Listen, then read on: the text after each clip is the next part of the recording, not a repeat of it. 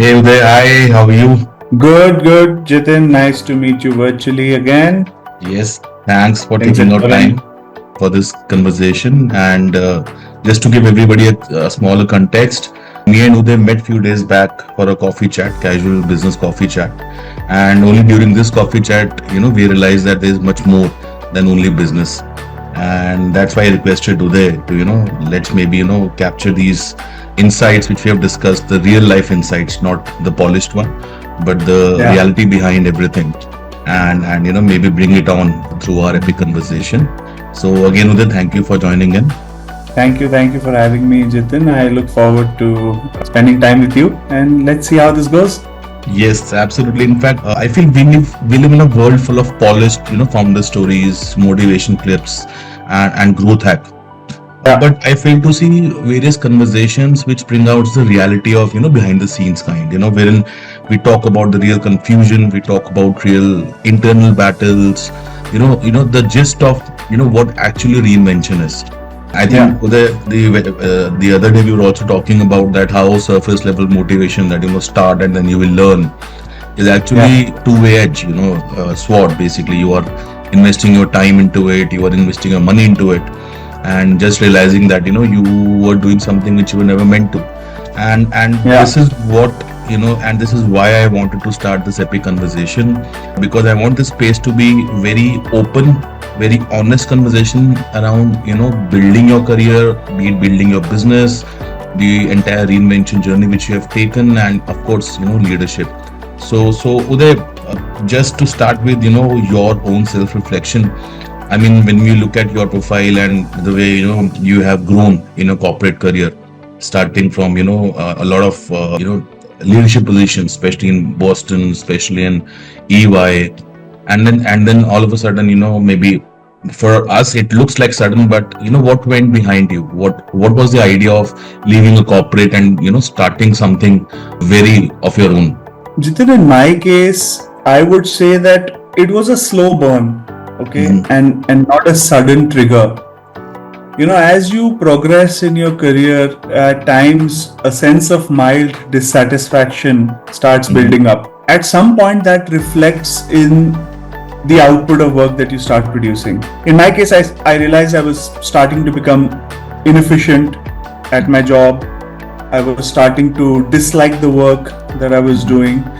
And essentially, I was starting to get tired with this whole, what I call babu culture in Mhm. corporates.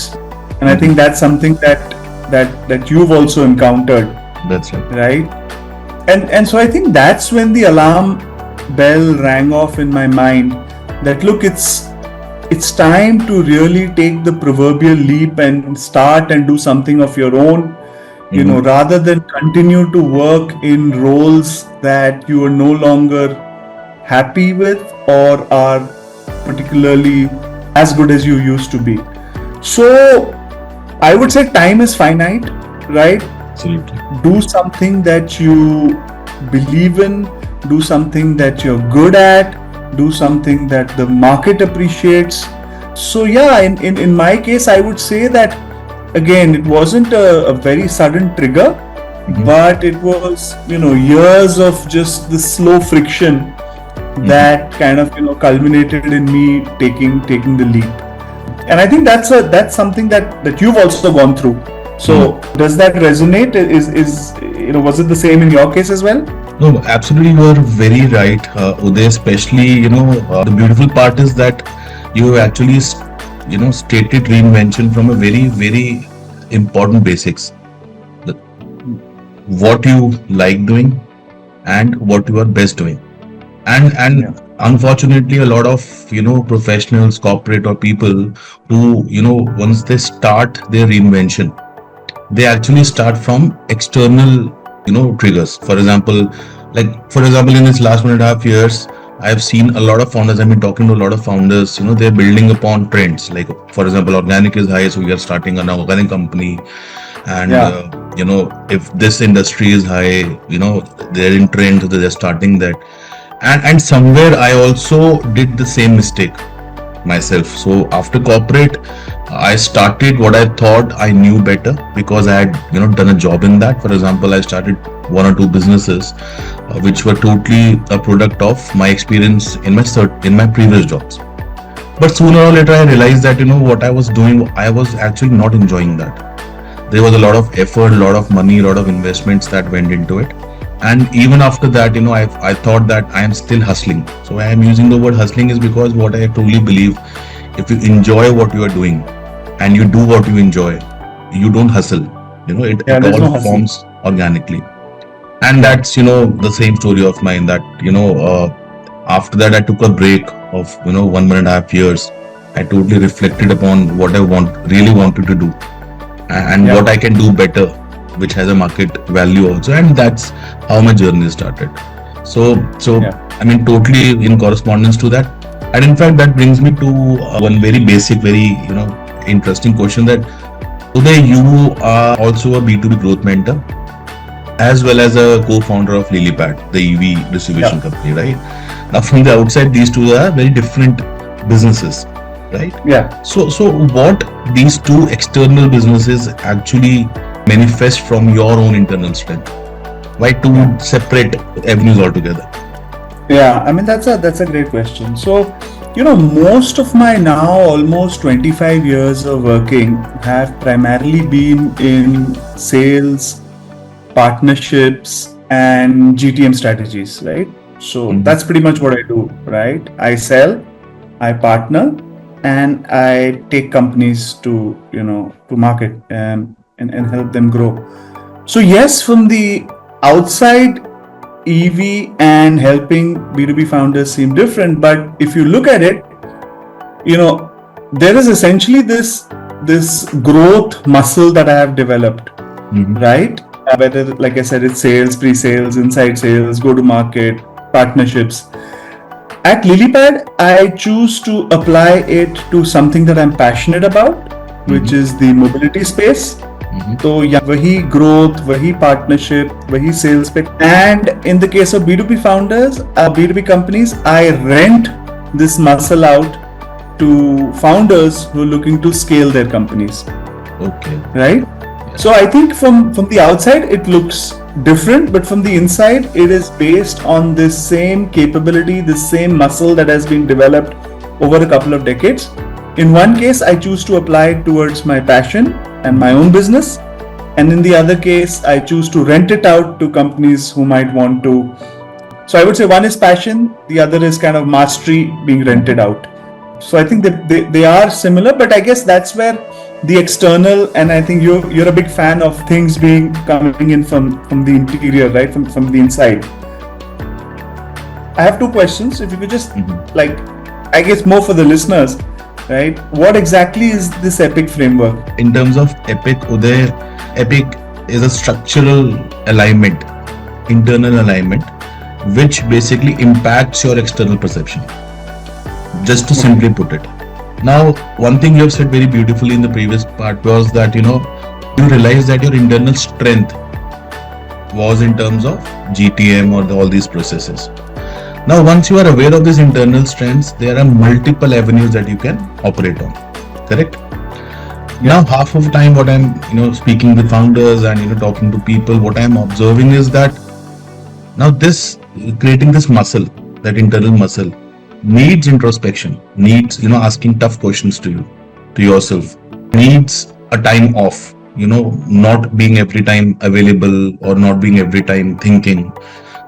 And once you crack that internal code, so just imagine something like, computer system, right?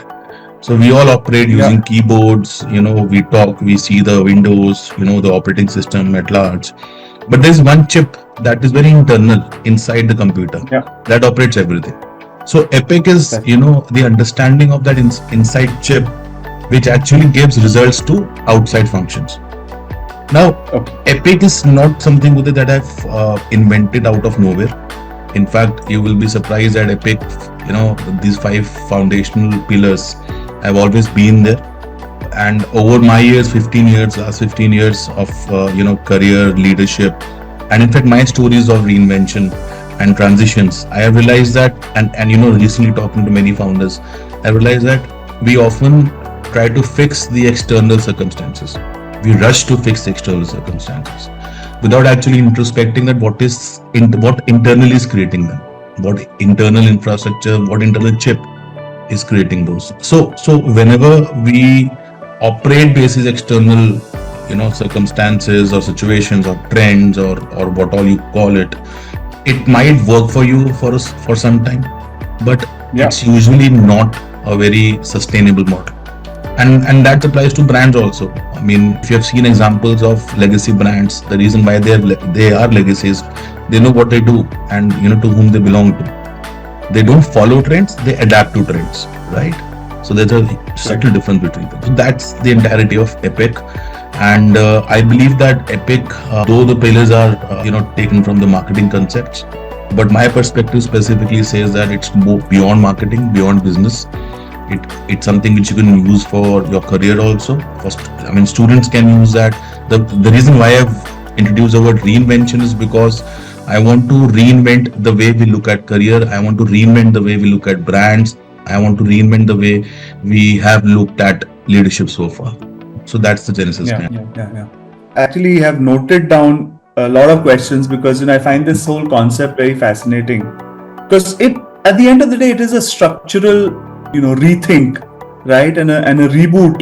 A lot of what you're talking about is, really starting from within, right? Yeah. Introspection. So, does the Epic framework at some level run the risk of ignoring market trends? Because I think that's the only thing I won't say disagree, but maybe try and double click that, at what point does, whether it's reinvention of yourself, your company, your brand, it's not to be done in isolation. I think the starting point is within, but, does one ignore market trends, or how do you factor in market trends? So definitely, we cannot ignore market trends because we are operating in mutual exchanging patterns, like what services you exchange for, you also earn for that. So it does not really negate out the market trends, but it is specifically asking you to create internal and not only upon market trends. So I'll tell you how. See, chasing market trends is very easy, right? And a lot of people, I'll just give you an example. So if you see a lot of founder stories, they are earning this much, they're having a big business. It's very easy to switch off from a job and then start creating something or building something. So that's chasing a market trend. What I am suggesting is that you first know what your strength is, and basis upon that you map it with the market trend or maybe what market demands. The perfect example I can give it to you is, that's how category of one, people are created, how different categories are created. If you want to be a follower, or if you, want to run a safe business, and there are many, and there's nothing good or bad in it. So if you want to run a safe business, then definitely, you can start a market trend, create skills around them, and then, keep on working on that. But if you really want to have a differentiated career or differentiated business, do always start, with your strength. And somewhere down the line, especially with us who have got good experience, or maybe who are something entering into somewhere, and especially with AI, a lot of our skills will now be very helpful in creating new avenues. Simplest example being bloggers. When we only thought about being engineers, being doctors, or being into structural jobs, people who defied that odd, who listened to themselves, who were good in recording, podcasting, now see, they are the influencers, they are doing good for themselves.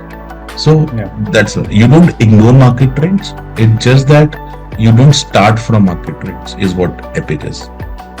Right.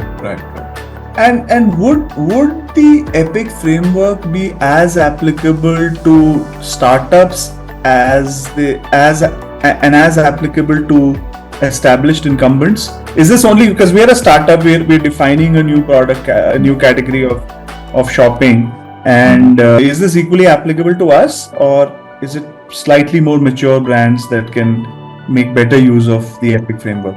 So it is applicable to any and every business. be, I mean, not, it's not dependent upon at what stage of business you are in. In fact, what I would say is that a lot of, you know, legacy brands, a lot of, established businesses is actually more need of reinvention than your new brands. And the reason is that, all these new brands, they are doing experimentation and they know about it. But these legacy brands, they have a maybe fixed mindset that, okay, what have worked maybe 5 years back will still work for us, right? Yeah. So the need of reinvention is actually higher in terms of established brands. So for every brand in every domain at every experience level, these are your basic foundation. And you'll be surprised to understand that, to know that I tried to incorporate sixth or seventh pillar apart from these five pillars of existing, positioning, identity, communication, community. But every other pillar actually merge into this. That's the beauty of these five pillars. So these are the five foundations which are not only used to create, but also to diagnose that what is a problem. So a lot of brands try to tweak their marketing campaigns. If something is not working, once in a while it's okay. But if that's a recursive pattern, then maybe your marketing campaign is not a problem. Maybe something much more bigger is a problem. Maybe one of, and these problems will definitely be arriving out of these five pillars. So that's how Epic is. It's a diagnostic tool also. At the same time, it's a reinvention tool also. So now when you look back at this experience, how easily or confidently can you start something what you are starting as a new, which was maybe difficult 3 years back? I mean, it's our third year of operation, and obviously we have, had some starts and stops. In retrospect, I think, hindsight is always 20/20 vision, right? So everything looks perfect in hindsight. Everything, appears to be clearer in hindsight. And again, I boil this, I kind of dial this back, and I think the E in your Epic framework is for the existence layer, right? That's right.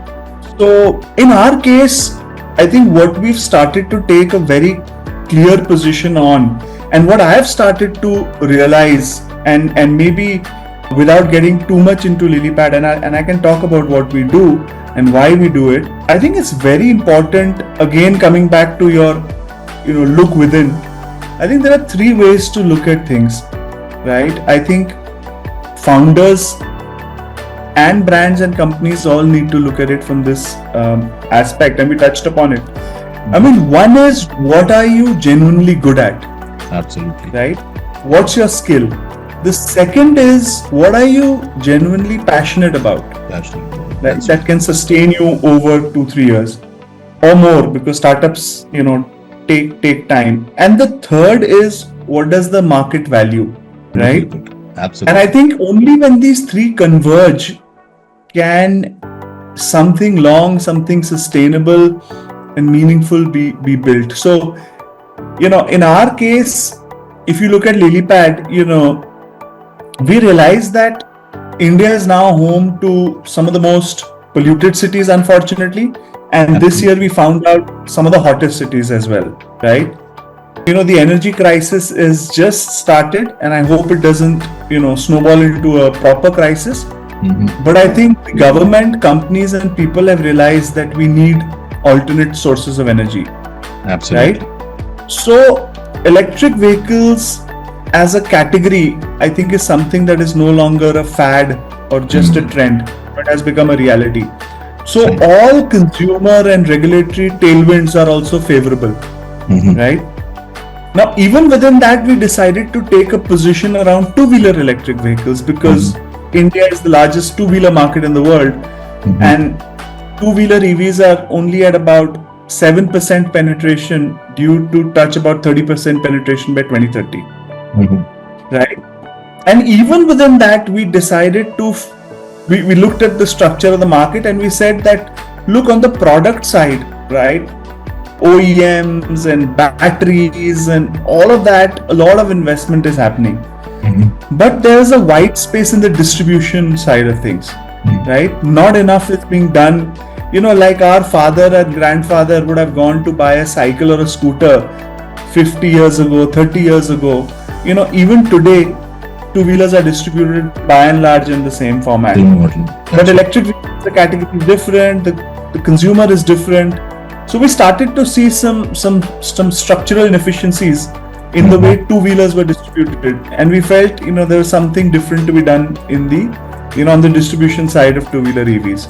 Again, if you go down within that, the idea was most of my focus has been on B2B. So a lot of work that I do is to try and get the right type of OEM partnerships, the right type of financing partnerships, the right type of servicing partnerships, the right type of now investing partnerships as Lilypad looks at raising its seed round. So I think whether, again, coming back to reinvention, I think real magic happens when things are at that intersection, right? That your market also values this, right? You've been doing this for a while, and it's something that you're passionate about. And it's not that these things are out there, they're all within you, right? I mean, and the more you look at markets, the more you look at, and I think where I said I push back on the market trend, it has to be a happy medium between both, right? It can't be in isolation. Yeah. Right? I mean, I love to play the trumpet, but unfortunately, I'm not going to perhaps make too much money, playing that. So I think it's very, very, very interesting because, we continue this path of working in our careers, running companies, starting startups. We just don't take the time to pause, to reflect, to introspect, and to adapt. So again, coming back to Lilypad's example, you'll be surprised to know that the first business model that we had thought of was solar powered EV chargers. Oh, okay. The second thing we thought of was training courses and jobs relating to EVs. Okay. All right. Right? But, it required several months of actually going out there, speaking to people, and understanding that there were gaps in A, our ability, right? Absolutely. B, the fact how much we really, were passionate about doing that, and C, the value that the market placed on this. Yeah. So I guess in a roundabout sense, what I'm trying to say and the feeling that I get is, Epic is not something revolutionary, like you said. This has always existed, right? Taking the time to pause and reflect and then decide your future course of action is pretty much the simplistic way of looking at Epic. Yeah. In fact, I think one point which we have put down beautifully is that, how beautifully you have merged your skills, your interest, and your market demand, right? And I think that is what separates you from, having a meaningful work versus, engrossing yourself into hustle. I mean, hustle is a very talked about term. And if you ask me, and in fact, you would also know, hustle is nothing new. But this term hustle often, come from the fact that, you are stretching a number of hours doing something which you otherwise would not want to do, because that's how restless you become. So reflecting on these words, Uday, has it any time come to you that, you're hustling into this new, because see, corporate job is a very structured job. It's 9 to 5 days, and then you don't really have to worry about anything else. But starting something of your own requires you to, do the role of everyone. And in the starting especially, and then there is no night and there is no days. And why I'm asking this question is because I know for sure, and you might also be knowing that a lot of professionals who are maybe watching us, audiences who are watching us, they might have somewhere in their mind, they want to start something new. So what one advice would you want to give them basis upon your own experience? See, we both know that it's not an easy way.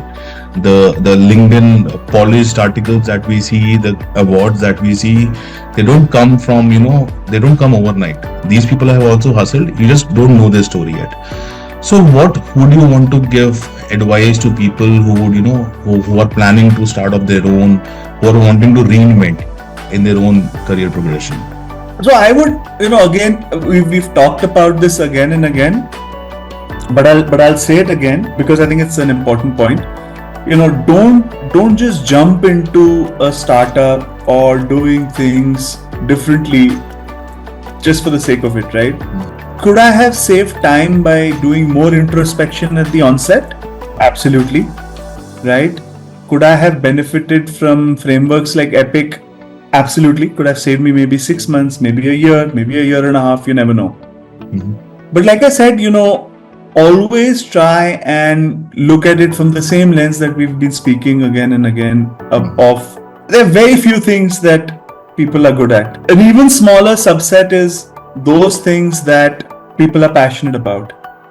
And an even smaller subset of that is that things that people are willing to pay for. That's right. So I guess that is one that we've spoken about a couple of times. In my case, entrepreneurship is a hard journey, right? It'll take you back, your financial health, your emotional health, your mental health, everything will suffer. You'll have to go deep down and draw upon reserves of strength that you didn't know about. And I don't mean to talk about don't mean to get philosophical about it, but I think in my case personally, having a couple of co-founders has really helped, right? If you can find people who are crazy enough, like you, committed enough, willing to kind of go through the journey of years with you, that makes the journey slightly easier. So I would say that my advice is that my personal belief is that companies have a higher chance of success if there are more than one people with a shared mission, vision, and a set of objectives that they're working towards. In my case, I have a couple of wonderful co-founders, and of course, that dynamic also leads to a little bit of friction, right? Because obviously no two people think alike. Everyone has different, a different set of vision for their company, and so I think there is that dynamic that needs to be explored. But I would say definitely think before you leap, and try making the leap with a couple of other madmen or madwomen. I think that will perhaps help. I think this has been a wonderful conversation. And I believe that, a lot of people who are hearing this are getting the raw information of, what actually is happening and how they should look at reinvention. And in fact, the same thing that you have said, I think I would also agree. And that's what Epic is for, is try to find an inside out strategy. And don't treat reinvention as a crisis, because it is an inside out strategy. Don't take it as a proactive process. And more than a framework, I would say that it's a philosophy, because even Charles Darwin said, survival of the fittest.